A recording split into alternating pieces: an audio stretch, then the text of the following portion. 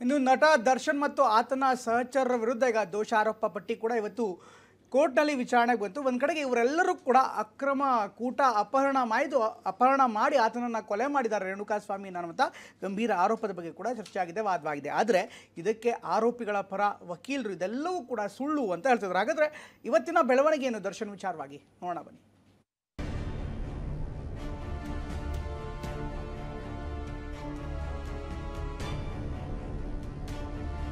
Darshan and gang ವಿರುದ್ಧ ಕೋರ್ಟ್ನಲ್ಲಿ ದೋಷಾರೋಪ.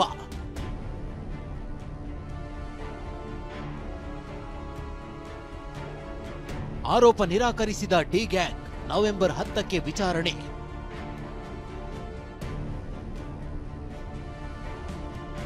ರೇಣುಕಾಸ್ವಾಮಿ ಬರ್ಬರ ಹತ್ಯೆ ಪ್ರಕರಣದಲ್ಲಿ ಜೈಲು ಪಾಲಾಗಿರುವ ದರ್ಶನ್ ಅಂಡ್ ಗ್ಯಾಂಗ್ ವಿರುದ್ಧ ಕೋರ್ಟ್ನಲ್ಲಿಂದು ದೋಷಾರೋಪ ಪ್ರಕ್ರಿಯೆ ನಡೆಸಲಾಯಿತು.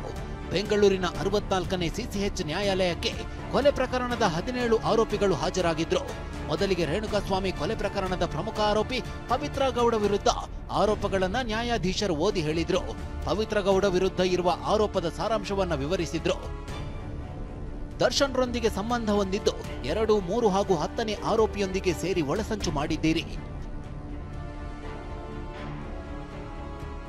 ಬಳಿಕ ಉಳಿದ ಆರೋಪಿಗಳ ದೋಷಾರೋಪ ಓದಿದ ನ್ಯಾಯಾಧೀಶರು ರೇಣುಕಾಸ್ವಾಮಿ ಅಪಹರಣದಲ್ಲಿ ಆರೋಪಿಗಳ ಪಾತ್ರದ ಬಗ್ಗೆ ಹೇಳಿದ್ರು.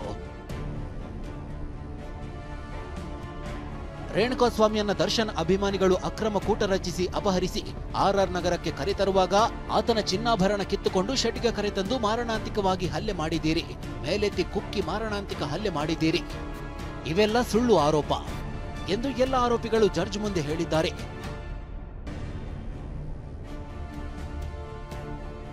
ದೋಷಾರೋಪಕ್ಕೆ ಆರೋಪಿಗಳ ಉತ್ತರ ಪಡೆದ ಜಡ್ಜ್ ವಿಚಾರಣೆಯನ್ನ ನವೆಂಬರ್ 10ಕ್ಕೆ ಮುಂದೂಡಿದ್ರು.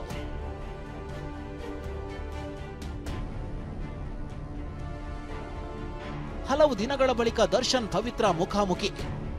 ಪರಪ್ಪನ ಅಗ್ರಹಾರ ಜೈಲು ಸೇರಿರೋ ದರ್ಶನ್ ಹಾಗೂ ಪವಿತ್ರ ಗೌಡ ಹಲವು ದಿನಗಳ ಬಳಿಕ ಮುಖಾಮುಖಿಯಾದ್ರು. ದೋಷಾರೋಪ ಹೊರಿಸುವ ವೇಳೆ ದರ್ಶನ್ ಪವಿತ್ರ ಹಿಂದೆ ನಿಂತಿದ್ದ.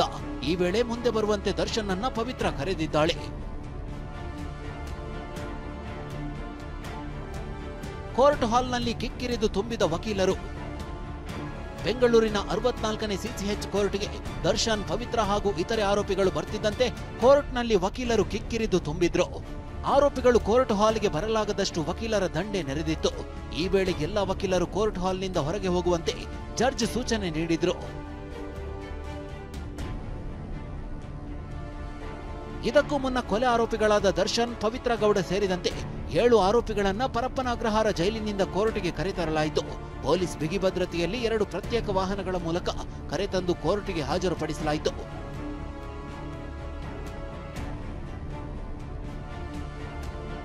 ನೀಲಿ ಬಣ್ಣದ ಟಿ ಶರ್ಟ್ ಧರಿಸಿದ್ದ ದರ್ಶನ್ ಹಣೆಗೆ ಕುಂಕುಮ ಹಚ್ಚಿದ್ದು ಕಪ್ಪು ಬಣ್ಣದ ಮಾಸ್ಕ್ ಧರಿಸಿಕೊಂಡೇ ಕೋರ್ಟ್ಗೆ ಬಂದಿದ್ದ.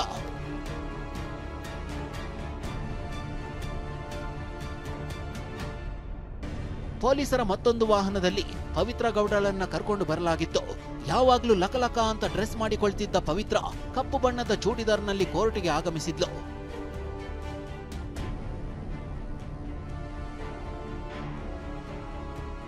ಇತ್ತ ಕೋರ್ಟ್ನಲ್ಲಿ ದರ್ಶನ್ ಗ್ಯಾಂಗ್ ವಿರುದ್ಧ ದೋಷಾರೋಪ ಪ್ರಕ್ರಿಯೆ ನಡೆಯುತ್ತಿದ್ರೆ ಅತ್ತ ಚಿತ್ರದುರ್ಗದ ರೇಣುಕಾಸ್ವಾಮಿ ಕುಟುಂಬದವರು ಮನೆಯಲ್ಲಿ ಟಿವಿ ಮೂಲಕ ಎಲ್ಲ ಸುದ್ದಿಗಳನ್ನ ವೀಕ್ಷಿಸುತ್ತಿದ್ರು.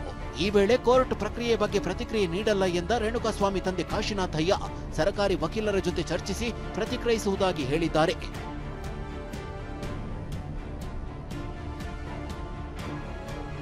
ದರ್ಶನ್, ಪವಿತ್ರ ಗೌಡ ಗ್ಯಾಂಗ್ನಿಂದ ನಡೆದಿರೋ ರೇಣುಕಾಸ್ವಾಮಿ ಹತ್ಯೆ ಕೇಸ್ ತನಿಖೆ ಮತ್ತೊಂದು ಹಂತ ತಲುಪಿದೆ.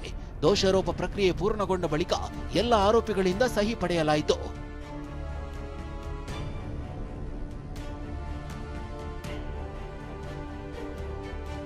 Bureau report, TV9.